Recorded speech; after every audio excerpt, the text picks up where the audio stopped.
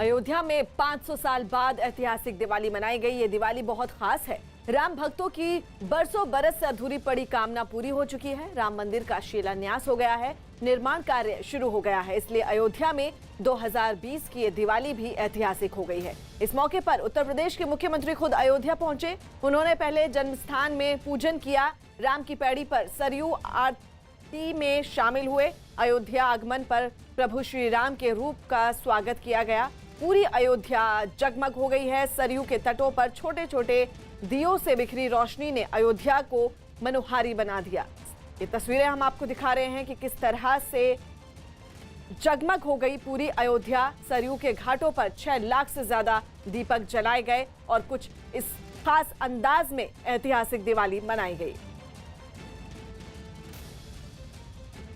वर्षों से तमन्ना थी और जीवन के लिए जिन्होंने अपना पूरा जीवन समर्पित कर दिया था। कई पीढ़ियां खप गई, मिट गई और सबके मन में एक ही तमन्ना थी कि हम अपने आराध्य भगवान श्री राम के भव्य मंदिर के निर्माण कार्य को अपनी आंखों से एक बार देख लेते तो हमारा जन्म और जीवन धन्य हो जाता। वह कार्य प्रधानमंत्री मोदी जी के कारण आज सफल हुआ है। इस अवसर पर मैं आप सबका हृदय से बधाई देता हूं। उत्तर प्रदेश वासियों की ओर से और सभी श्रद्धालु भक्तों की ओर से प्रधानमंत्री मोदी जी का अभिनंदन करता हूं, उनका आभार व्यक्त करता हूं कि उनकी प्रेरणा से, उनके मार्गदर्शन से और उनकी रणनीति से आज 5 सदी का वह संकल्प पूरा होता हुआ देश और दुनिया देख रहा है, जिसकी हमारी कई पीढ़ियों को प्रतीक्षा थी। इसलिए मैं उन सभी पीढ़ियों की ओर से भी प्रधानमंत्री मोदी जी का हृदय से अभिनंदन करता हूं और उनके प्रति आभार भी व्यक्त करता हूं।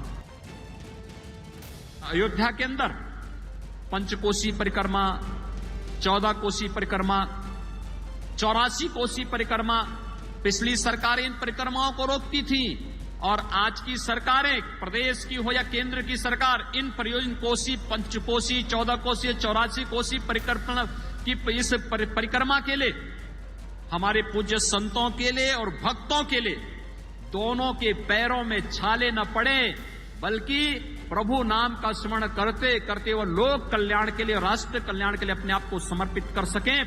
इस भाव के साथ इन सभी पंचकोसी, 14 कोसी और 84 कोसी के क्षेत्रों में पर्यटन विकास की उन सभी संभावनाओं को विकसित करने के लिए पूरी ताकत के साथ कार्य कर रही है।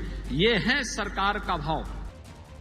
दिवाली के मौके पर खरीदारी के दौरान देश के कई शहरों में लोगों ने कोरोना नियमों को ताक पर रख दिया, जिसकी एक तस्वीर पंजाब के लुधियाना से भी सामने आई, जहां दिवाली की खरीदारी के लिए बड़ी संख्या में लोग बाजार पहुंच गए। इनमें ज्यादातर कोरोना से बेखौफ नजर आए। त्योहार का जोश इस कदर हावी था कि 2 गज की दूरी तो दूर, ज्यादातर लोगों ने मास्क पहनना जरूरी नहीं समझा। इन लोगों के पास मास्क न पहनने के अपने अपने बहाने भी थे। पंजाबी होते हैं ना, जो बहुत ही टेंशन ही रखते। मास्क तो है मेरे पास, अभी तो आ रहा है। तमिलनाडु के कोयम्बटूर की तस्वीर भी लुधियाना से जुदा नहीं दिखी, जहां बाजार लोगों से अटा पड़ा नजर आया। सोशल डिस्टेंसिंग तो दूर, वहां पैर रखने की जगह तक नहीं थी। इसके बावजूद लोग कोरोना से बेपरवाह होकर खरीदारी करते दिखे।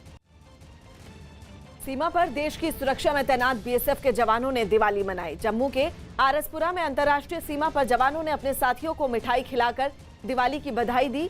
जवानों ने इस मौके पर दिए और मोमबत्ती भी जलाई और देशवासियों को दीपावली की शुभकामनाएं दी। देश की सुरक्षा में लगे जवानों ने डांस भी किया। इतना ही नहीं, जवानों ने इस दौरान आतिशबाजी भी की। उगले उगले हीरे मोती, मेरे देश की धरती, मेरे देश की धरती, सोना उगले उगले हीरे मोती, उगले उगले हीरे मोती, मेरे देश की धरती, मेरे देश की धरती। बहुत बढ़िया ढंग से मना रहे हैं। हमारा परिवार यही है कि बॉर्डर पर रहकर भी हम बड़ा अच्छा। क्या कहेंगे देशवासियों को दिवाली की? सबको दिवाली की बहुत बहुत बधाई। सब अच्छा रहे, सुखी रहे। बहुत खुशी से दिवाली मनाई जा रही है और मैं देशवासियों से भी यही अपील करता हूं कि अपने सौहार्द से और बहुत खुशी से इस त्यौहार को मनाएं। हम अपनी ड्यूटी को एक अलर्टनेस के साथ में कर रहे हैं और खुशी अपने परिवार बीएसएफ के साथ हम यहाँ बॉर्डर पे अपने परिवार को याद करते हुए हम एक अपने बीएसएफ के परिवार के साथ में आज दीपावली की खुशियाँ मना रहे हैं। बिहार चुनाव में चौथे नंबर पर रहने वाली कांग्रेस के 2 विधायकों के समर्थक पार्टी दफ्तर में ही एक दूसरे से भिड़ गए। बैठक में 19 सीट जीतने वाली कांग्रेस का विधायक दल का नेता चुना जाना था। लेकिन विधायक दल का नेता बनने के 2 दावेदार खड़े हो गए। दोनों के समर्थकों ने हंगामा शुरू कर दिया। थोड़ी ही देर में नौबत धक्का मुक्की की आ गई। कांग्रेस दफ्तर को जंग का मैदान बनने में देर नहीं लगी। कुछ पुलिस वाले कांग्रेस दफ्तर की सुरक्षा में तैनात थे, लेकिन यहां वहां दौड़ती भीड़ के सामने पुलिस वाले बेबस दिखाई देने लगे। गाली गलौज करने लगे, इसमें वो लोग हाथ चला देते थे। दोनों हाथ तरफ से हुआ। जिन 2 नेताओं के समर्थक आपस में भिड़े, उनमें एक सिद्धार्थ सिंह है और दूसरे विजय शंकर दुबे। सिद्धार्थ सिंह के समर्थकों ने तो कांग्रेस के बड़े नेताओं को पार्टी टूटने तक की चेतावनी दे दी। मजबूत लोगों को नहीं बढ़ाने के कारण ही पार्टी में टूट की आशंका। नतीजों के तीसरे दिन कांग्रेस ने पटना के दफ्तर में नए चुने हुए विधायकों को बुलाया था। बैठक में कांग्रेस के कई बड़े नेता मौजूद थे। जम्मू कश्मीर के कुपवाड़ा में सेना के जवानों ने मशाल जलाकर पाकिस्तान को चेतावनी दी। भारतीय सेना के जवानों ने 200 मशाल जलाकर पाकिस्तान को चेतावनी दी कि उसकी हर हरकत का मुंह तोड़ जवाब दिया जाएगा। भारतीय सेना कुपवाड़ा में अब तक 107 आतंकियों को ढेर कर चुकी है। अमेरिका के नॉर्थ कैरोलिना में आई बाढ़ में करीब 7 लोगों की मौत हो गई, जबकि 2 लापता बताए जा रहे हैं। एटा तूफान की वजह से राज्य में इतनी भारी बारिश हुई कि कई इलाके बाढ़ में तबाह हो गए। और एक जगह तो इस तबाही का मंजर मीडिया के कैमरे में लाइव रिकॉर्ड भी हो गया। This is incredibly scary! इलाके में बाढ़ से हुई बर्बादी को दिखाने के लिए एक टीवी चैनल की टीम इस ब्रिज से रिपोर्टिंग कर रही थी, लेकिन तभी कुछ ऐसा हुआ जिसका उन्हें कोई अंदाजा नहीं था। This is incredibly scary! ढहे हुए ब्रिज की तस्वीर एक दूसरे इलाके से भी सामने आई। बाढ़ की वजह से कई इलाकों का तो भूगोल बिल्कुल बिगड़ ही गया। बताया गया कि कुछ जगह 10 इंच तक बारिश हुई, जिसकी वजह से नदी के पानी ने ऐसा तांडव मचाया कि सड़कों और जंगलों में सैलाब आ गया। शहर के बीचों बीच से नदी गुजरने लगी।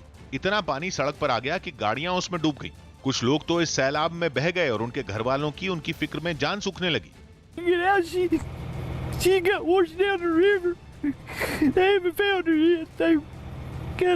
बताया गया कि बचाव दल ने राज्य में अलग अलग इलाकों से 150 से भी ज्यादा लोगों को बचाया और लापता लोगों की तलाश अब भी जारी है।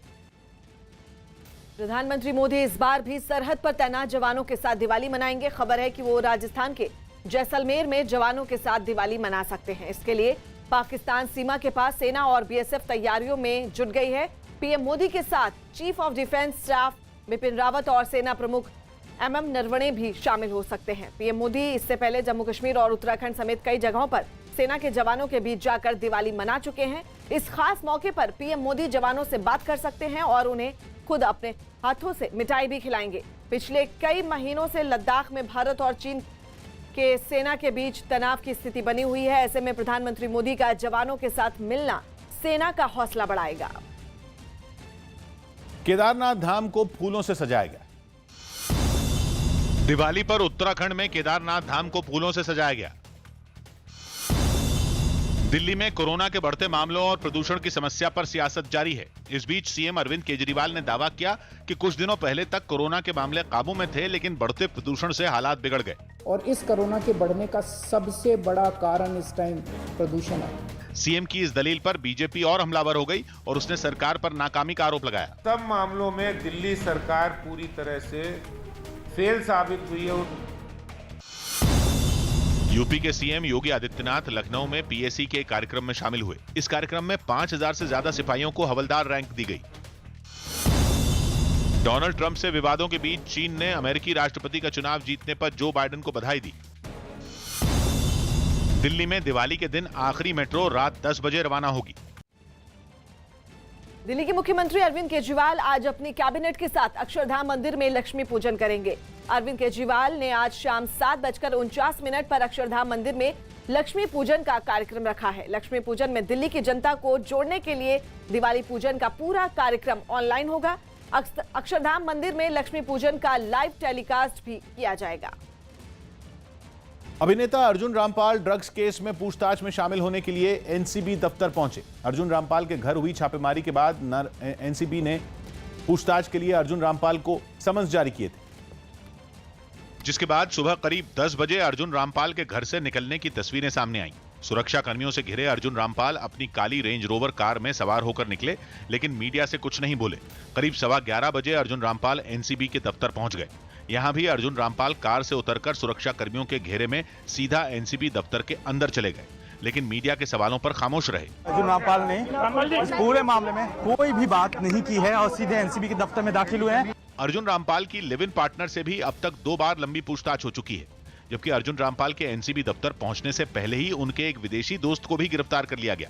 ऑस्ट्रेलियाई मूल के पॉल बाटल पेशे से एक आर्किटेक्ट हैं और अर्जुन रामपाल के करीबी हैं। 9 घंटे तक चली पूछताछ के बाद एनसीबी ने पॉल को गिरफ्तार कर लिया। करीब 7 घंटे चली पूछताछ के बाद जब अर्जुन रामपाल एनसीबी दफ्तर से बाहर निकले तो उन्होंने एनसीबी के अफसरों की खूब तारीफ की। अर्जुन रामपाल के मुताबिक उनके घर से बरामद हुई प्रतिबंधित दवाएं डॉक्टर की सलाह पर ली गई थीं, जिससे जुड़ी डॉक्टर की पर्ची उन्होंने एनसीबी के अधिकारियों को दिखा दी। उन्होंने साफ कहा कि ड्रग से उनका कोई लेना देना नहीं। लोग जो कनेक्टेड है मुझसे, उसके जरिए उनको पूछताछ करनी थी। आई थिंक ये जो पूरी टीम है एनसीबी की कमाल की टीम है, उन्होंने उनके पूरे इन्वेस्टिगेशन से मैं बिल्कुल सहमत हूँ। पाकिस्तान में भारतीय उच्चायोग में धूमधाम से दिवाली मनाई गई। इस कार्यक्रम का आयोजन भारतीय उच्चायोग की ओर से किया गया, जिसमें कई बड़े अधिकारी और कर्मचारी शामिल हुए। उनके साथ उनके परिवार वाले भी इस कार्यक्रम का हिस्सा बने। इस मौके पर भारतीय उच्चायोग को खास तरह से सजाया गया था। सभी लोग कार्यक्रम का जमकर लुत्फ उठाते हुए दिखाई दिए। उन्होंने वहां खूब डांस भी किया।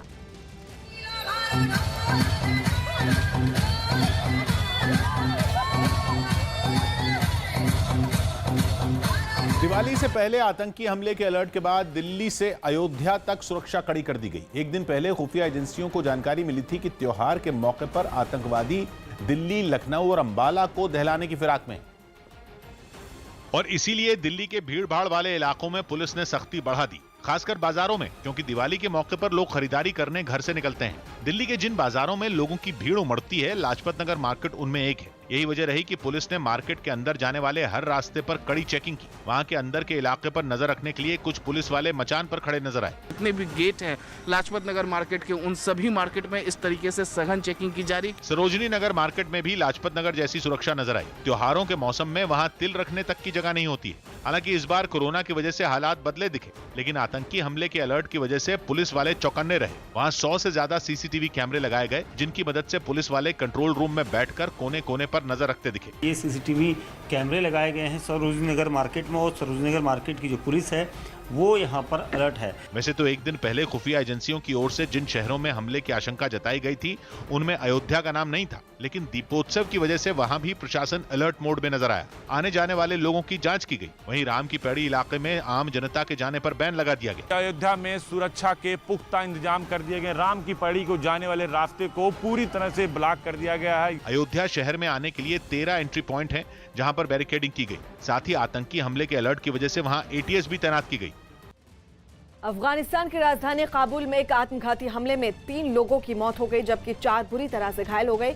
यह हमला अफगानिस्तान की सेना को निशाना बनाकर किया गया था, जिससे सेना का एक बंकर पूरी तरह से बर्बाद हो गया। तबाही के निशान बंकर के आसपास भी दिखाई दिए। खबर है कि हमलावर बम को कार में छिपाकर लाया था। इस हमले के बाद पूरे इलाके की सुरक्षा बढ़ा दी गई। सुरक्षा बल के हर जवानों को हर जगह तैनात कर दिया गया। हालांकि अभी तक किसी भी आतंकी संगठन ने इस हमले की जिम्मेदारी नहीं ली है, लेकिन अंदेशा जताया गया कि इसके पीछे तालिबान का हाथ हो सकता है। अमेरिका के कैलिफोर्निया में एक छोटा विमान क्रैश हो गया, जिसमें उसके पायलट की मौत हो गई। यह हादसा विमान का इंजन फेल होने की वजह से हुआ और लैंडिंग से पहले वो एयरपोर्ट के पास बिजली के तारों से टकराकर नीचे गिर गया। विमान के नीचे गिरते ही उसमें भीषण आग लग गई, जिसकी डरा देने वाली लपटों ने आसपास रहने वाले लोगों को खौफ से भर दिया। हादसे वाली जगह से उठने वाले काले धुएं ने भी वहां के लोगों को डराने में कोई कसर बाकी नहीं छोड़ी। जिस जगह पर विमान गिरा, वहां पर कई गाड़ियां खड़ी थी, जिन्हें आग की खतरनाक लपटों ने अपनी चपेट में ले लिया और उन्हें भी जलाकर राख कर दिया। घटना की सूचना मिलते ही फायर ब्रिगेड की कई टीमें तुरंत मौके पर पहुंच गईं और उन्होंने जल्द ही आग बुझा ली। आग बुझने के बाद पुलिस ने हादसे वाली जगह को घेर लिया और वो अपनी छानबीन में जुट गई। इस दौरान मौके पर विमान और गाड़ियों का जला मलबा इधर उधर बिखरा दिखाई दिया। इस घटना में कई मकानों और गोदामों को भी काफी नुकसान पहुंचा। आज की ताजा खबर जारी है। मैं हूं किशोर अजवाणी।